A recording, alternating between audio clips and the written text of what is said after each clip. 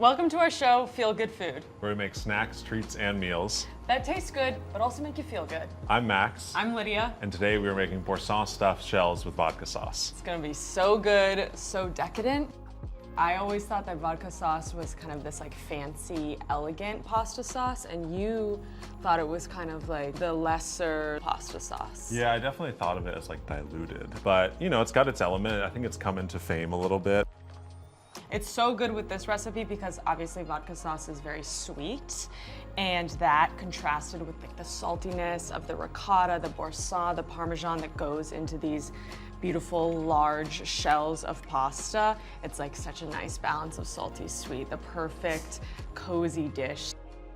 We've been heating up our pasta water on the stove here, and it should be just moments away from a boil. Let's give it a check. And then we'll just salt the water a little bit. I used to really undersalt my pasta water. I actually thought I was a generous salter when it came to pasta water, and then I met Max, and he was like, girl, you need to add double that amount. And it does make a difference. Like just having your pasta on its own have that really good flavor. Any sauce you add to that will be that much better. Because we will be stuffing these shells, you really want them to stay intact, because if they break, it becomes that much harder to stuff them. So when you have a really aggressive boil, you're risking breaking your shells in the cooking process. Before I put the pasta shells in, I'm just gonna lower it so it becomes more of a gentle boil, a simmer, if you will. And now the pasta is ready to go in. And then you can bring it back up to a boil. Once you get that pasta in, those shells are gonna start absorbing that heat and bring down the temperature of the water. Once it reaches that boil again, you're gonna wanna turn it down to a low simmer so your shells aren't, churning around in the pot too much and breaking them apart and bouncing off each other. You're gonna wanna pull them also a little bit earlier before they're done. So we'll let these rock for a little bit, and now we're gonna get started on the first step of the vodka sauce, which is a finely diced onion, which you are really good at doing. You kind of want the onion to melt into this sauce, and that's why a fine dice is pretty important in this recipe. So when dicing an onion, it's really nice to, and this might be intimidating, you wanna use the heel of your knife at the start and just start here and just drag your knife towards you, and as you drag your knife towards you, it'll just slide right out.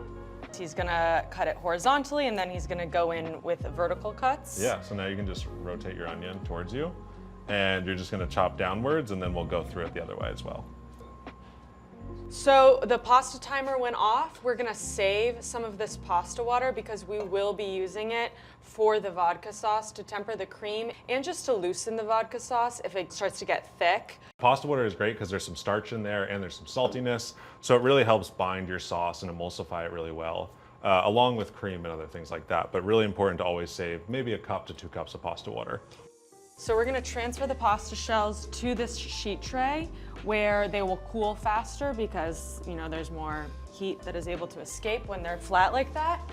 We're also gonna add a little bit of olive oil so that they don't stick together. So one thing that you can do that's really helpful now in this step is to unstick any shells that are inside of each other. You'd be surprised, once they're stuffed, it's hard to eat more than 3 of these because it's a big bite. Like one stuffed shell is like 3 bites of food. Yeah, So. funny enough, I had an experience with stuffed shells way back in the day. I used to play basketball, and on my high school basketball team, somebody showed up to pre-practice with stuffed shells, and it looked so good. And my mom never made stuffed shells. This is maybe something my grandmother would make. My mom was not a stuffed shell person. And he showed up with these stuffed shells, and I was like, what is that? That looks amazing. And I remember he gave me one of the stuffed shells, and it was like an awakening. Just looking at these shells right now, that whole memory just came back to me. That's not something I actually have thought about until this exact moment. Wow. I know. Okay, so we'll let these cool over here. And before we get into the sauce, we have these beautiful peeled garlic cloves, and we're just gonna smash them, and then the vodka sauce process will begin. Yeah, peeled garlic always makes me think of what I talked about in our first episode, The Crudo, when I tried to get a job at the restaurant Max worked at, and the first task they had me do was peel garlic. And when you're nervous and just like the stuff is obvious, but you still ask the question, I went up and asked one of his coworkers, I was like, so do you guys want the garlic whole or can it be kind of smashed? And they were like, yeah, we'll need it whole. I was like, no problem. We interrupt this episode of Feel Good Food to bring you a message from our sponsor, Boursin cheese. I have been a huge fan of Boursin ever since I was a little kid. It is the key ingredient to my favorite 4-ingredient sandwich recipe, which is Boursin cheese, strawberry jam, turkey slices, and bread. That's it. It is so simple and so delicious. You have to try it at home. Boursin has been our go-to cheese for its creamy texture and rich flavor. And we are always looking for ways to step up our cooking game, especially around the holidays. We're gonna be entertaining. Boursin is the perfect addition to any holiday recipe, whether it be a festive cheese board or a rich and creamy mac and cheese. Make something extraordinary with Boursin cheese. You can find our favorite, the garlic and fine herb flavor, plus many more at your local grocer or at boursin.com. Do you want to get started on the vodka sauce? I'm gonna get started on the sauce, and I would love if you could start slicing the sun-dried tomatoes. Absolutely, Yeah. chef. We have these beautiful sun-dried tomatoes, which gives our vodka sauce a little bit of a unique flair. It's not traditional for vodka sauce to have sun-dried tomato slices in it, but we thought it would be a really nice addition, and it turns out it is because they're so sweet. And we just kind of do a rough slice, so we're trying to get these kind of longer strips. They'll really kind of melt into the sauce and give it a lot of flavor, and then every now and then you'll get a bite of sun-dried tomato, which is like a nice little surprise. These are oiled. Sometimes you can buy them really dried. I find them to be a little bit sweeter, a little bit more like umami flavor.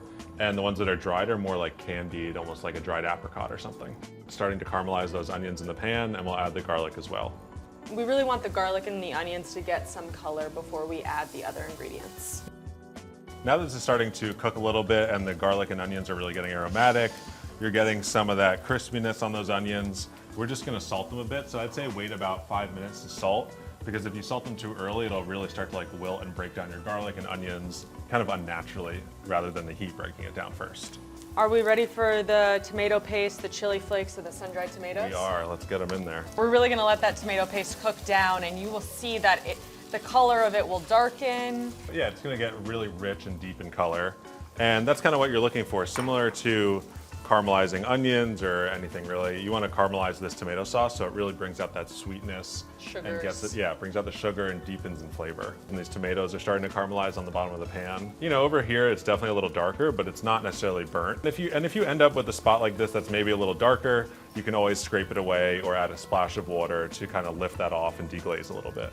And the great deglazer of this recipe is, of course, the vodka. Yeah, so supposedly vodka is like the only liquor that really breaks down tomatoes a certain way, where it then opens it up and some sweetness comes out, and that's gonna lift up all that goodness off the bottom of the pan. Then we're gonna add the cream. Are we ready for the vodka, chef? We are ready for the vodka. Okay. Only if you do a shot first. It is 9 in the morning.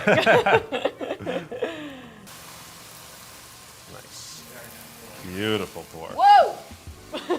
Yeah, if you really get a waft of that, it's gonna smell like rubbing alcohol. That'll wake you up. Yeah, it will wake you up. If you're making vodka sauce at 10 in the morning, you will be awake. So that's gonna cook off rather quickly. And like I said, if you need more to deglaze, you can always add a little bit of water or more vodka, because it's gonna cook off any alcohol. It's really just gonna be that deeper flavor. Or some of the pasta water that we reserved. You can use this to deglaze as well. Any of the crust that was forming on the bottom of the pan is now reincorporated into the sauce.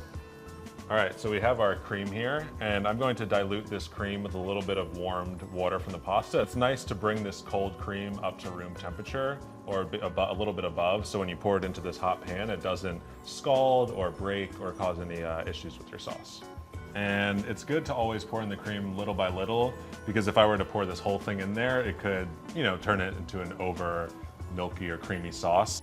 The moment cream comes into contact with tomatoes, my little heart flutters with excitement. It's like the color of sunset. It's like orangey, yeah. And I think cream and tomatoes is a pretty common combination, like in Indian food, Italian food. It really is like that combination of sweet and fattiness. And I mean, you can use coconut milk sometimes, and it really like elevates your sauce to a whole nother level. We can use some of this reserved pasta water to thin out this sauce. We really want it to drench those shells once we stuff them, so kind of we want it to be, with the sauce to be pretty loose right now. Working with cream, it's rather delicate, so you definitely don't want to burn or scorch your cream. So I'd say keep it on a low to a low medium heat. This whole recipe is like handling with all your ingredients with care. Like lot of care. the pasta shells, like, be gentle with them, a gentle boil. The cream is delicate.